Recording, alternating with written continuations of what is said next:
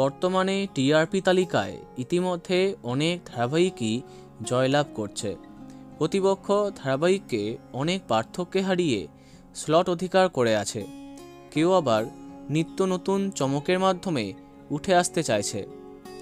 বর্তমানে জি বাংলার অনেকগুলি ধারাবাহিক একদম জমজমাট। এমনই এক ধারাবাহিকে এক জনপ্রিয় টেলিনায়কের এন্ট্রি হলো, যাকে কদিন আগে জলসার জনপ্রিয় ধারাবাহিক সন্ধ্যা তারাতে দেখা যাবার কথা ছিল।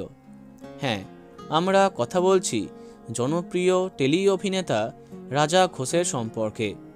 কদিন আগেই সন্ধ্যা তারাতে তারার নায়ক হিসেবে তাকে বেছে নেওয়া হয়েছিল।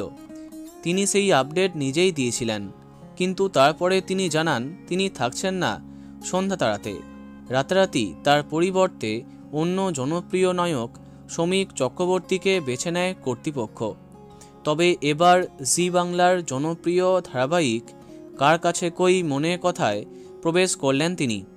অনেক দিন ধরে দর্শকের কৌতূহল ছিল পুতুলের নায়ক কে হচ্ছে, শ্রীতমার বিপরীতে কে থাকছেন। অবশেষে এটা জানা গেল। হ্যাঁ, পুতুলের নায়ক হয়ে কার কাছে কই মনের কথায় প্রবেশ করলেন রাজা ঘোষ। তার চরিত্রের নাম তীর্থঙ্কর। দেখা যাক কেমন হয় তার চরিত্রটা। তো বন্ধুরা, এখন তোমার কি মন্তব্য কমেন্টে জানাতে পারো। ভিডিওটি লাইক এবং শেয়ার করো। এই রকম অনেক ভিডিও পেতে সাবস্ক্রাইব করো কারেন্ট পজ। ধন্যবাদ।